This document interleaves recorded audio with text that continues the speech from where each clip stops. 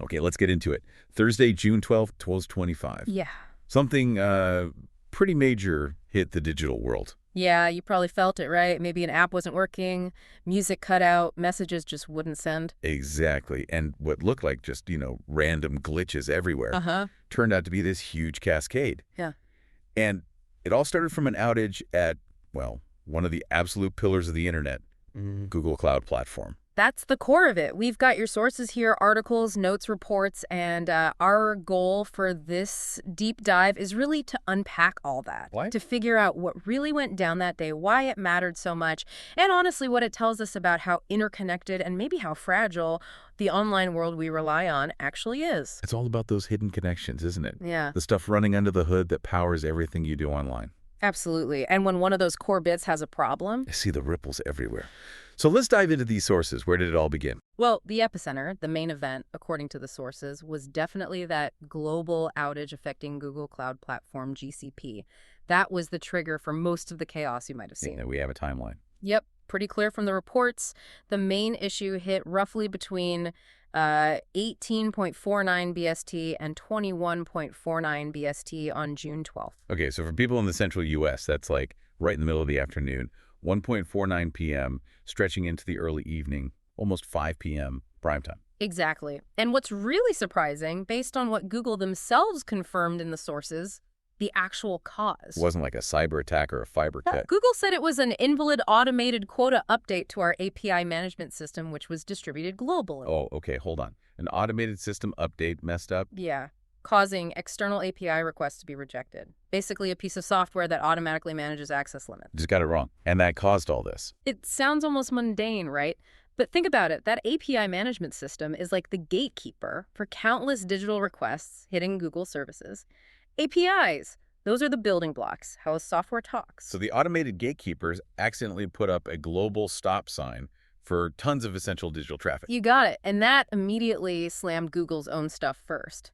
The sources list: Google Chat, Gmail, Drive, Docs. I saw reports mentioning spikes for Google Meet too, even if it wasn't like a full-blown red alert outage for Meet specifically. Right. And core tools for developers using GCP, like the Google Cloud Console, started throwing out 503 errors, which basically means service unavailable to anyone trying to connect. And this wasn't just like one data center. No, the sources are clear. It was global. Reports came in from regions in Africa, Asia, Taiwan, South Korea, India, Australia, Europe, Finland, Italy, Germany, Canada, the US. Pretty much worldwide impact. Okay, but Google did jump on it quickly. They did.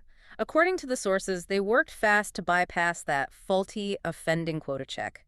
That allowed most regions to start recovering within about 2 hours. Most regions. Yeah, the sources flag a specific issue in the Central 1 region. Recovery took much longer there. What was that?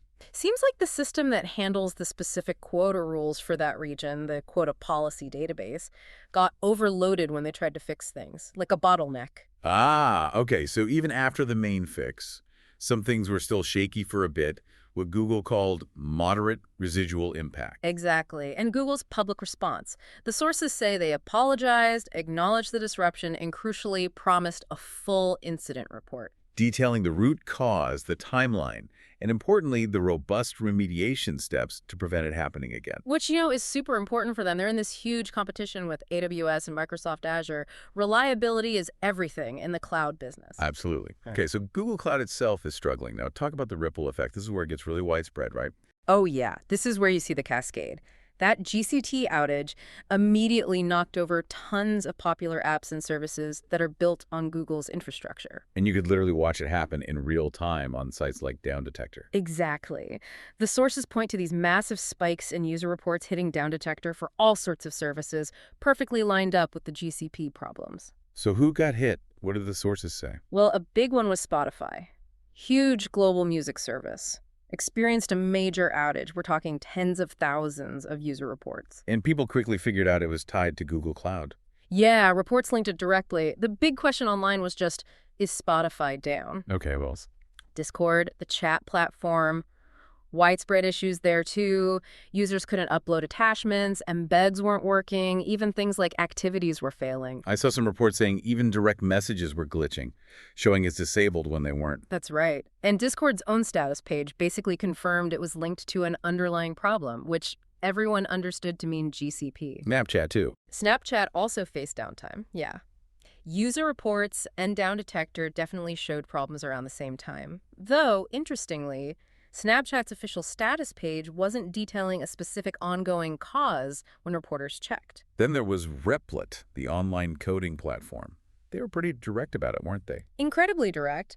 Their statement mentioned their upstream cloud providers having a wide-ranging outage, and they pointed the finger squarely at Google Cloud. It affected their main site, their coding environments, AI features, hosting the works. What about Twitch? I saw mentions of that. Yeah, reports on some news sites like Mint indicated Twitch was also caught up in the wider outage. Their own status page mentioned identified web issues, a bit more general, but the timing fit. The sources also mentioned Fubo, the streaming service.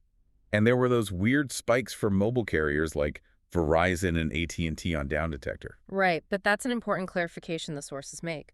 Spokespeople for the carriers quickly said their own networks were fine. So the problem wasn't the phone network itself. It was the apps and services on the internet that people were trying to reach using their phones. Precisely. The third-party services were down because of GCP, so traffic trying to reach them looked like a problem, but it wasn't the carrier's fault. Okay, so GCP was clearly the main domino, but the sources say things were even more complicated that day. Cloudflare and AWS were also in the mix. Yeah, this adds another layer. While GCP was the big story, Cloudflare also had its own separate significant service outage on the very same day, June 12th. Wait, separate, not just a ripple from Google. Mostly separate, yes. Cloudflare said their outage hit a bunch of their critical services. Workers, KV, Warp, Access, Images, parts of their dashboard. And their cause was different. Completely different, according to them. They attributed it to a failure in the underlying storage infrastructure used by our workers' KV service. So a problem with their own internal database system. Okay, but didn't the sources mention some link to Google Cloud for Cloudflare? There's a small nuance there, yeah. A Cloudflare rep did mention that a limited number of services at Cloudflare use Google Cloud and were impacted. Ah, okay. So a tiny piece of Cloudflare was affected by the GCP outage, but their main big outage that day was their own internal issue. Exactly. It just shows how layered these dependencies can get. Bad timing, too, having both happen simultaneously. No kidding. And then there was AWS, Amazon Web Services. Down Detector showed spikes for them, too. It did, which, adds to the confusion. But the AWS response, according to the sources, was pretty firm. What did they say? An AWS rep stated flat out they were operating normally, and those user reports on Down Detector were not accurate. And did their official status pages back that up? Yeah, the reports noted that AWS's service health dashboards looked much calmer compared to the chaos on Google Cloud side. So the conclusion from the sources on AWS? Likely just localized issues, maybe problems on the user's end or specific client-side things, not a widespread AWS platform outage like we've sometimes seen in the past. Okay, wow. So let's zoom out. You've got this massive Google Cloud failure causing chaos for countless apps. Yeah. You've got Cloudflare having its own major unrelated failure on the same day. And you've got confusing, probably unrelated reports about AWS. What does this whole mess on June 12th tell us about, well, the internet we use constantly? I mean, if you wanted a stark reminder, this was it. It really highlights the incredible interconnectedness, but also the inherent vulnerability of the whole system. It's like you don't realize how much relies on these few foundational pillars until one of them shakes. Precisely. It shows how one failure, even something seemingly technical and small like that invalid automated quota update at a single major cloud provider, Can just instantly ripple outwards, affecting millions of people globally, hitting services they use for work, for talking to friends, for entertainment. And the reason it cascades like that is because such a huge chunk of the modern internet runs on just a handful of these giant platforms, GCP, AWS, Azure. Creates these massive potential single points of failure, doesn't it? It does. Now, obviously, these companies invest billions in redundancy and resilience. They're designed to handle failures. But the scale is just immense. And the complexity. Exactly. The sheer scale and complexity mean that even apparently minor internal issues can sometimes have these outsized global consequences. Nobody's perfect, even at that scale. It also kind of highlights How quickly we all know about it now, right? Yeah. Going down detector lights up, the chatter on social media. Absolutely. It shows the power of that real-time public awareness.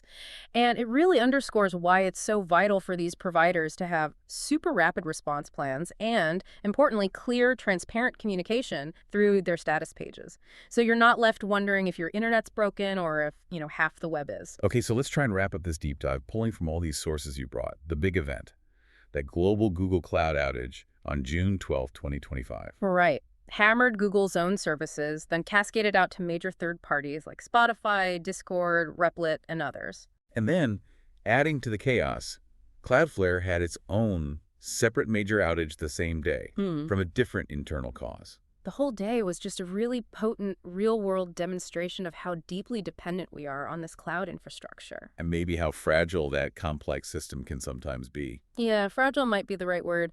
Despite all the engineering, it's still vulnerable.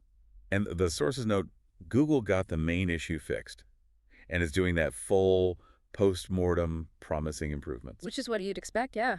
They have to learn from this. But it leaves you thinking, doesn't it? As we push more and more of everything, our work, our entertainment, critical infrastructure onto these huge centralized cloud platforms, events like this really drive home the need for constant vigilance, for incredibly fast response plans. And maybe, as some of the implications in the sources suggest, we need to think more seriously about diversifying how the internet's foundations are built. It's a huge question. What does this really mean for the future design, the future stability of this digital world we all live in now? Definitely something to think about as you click around online today.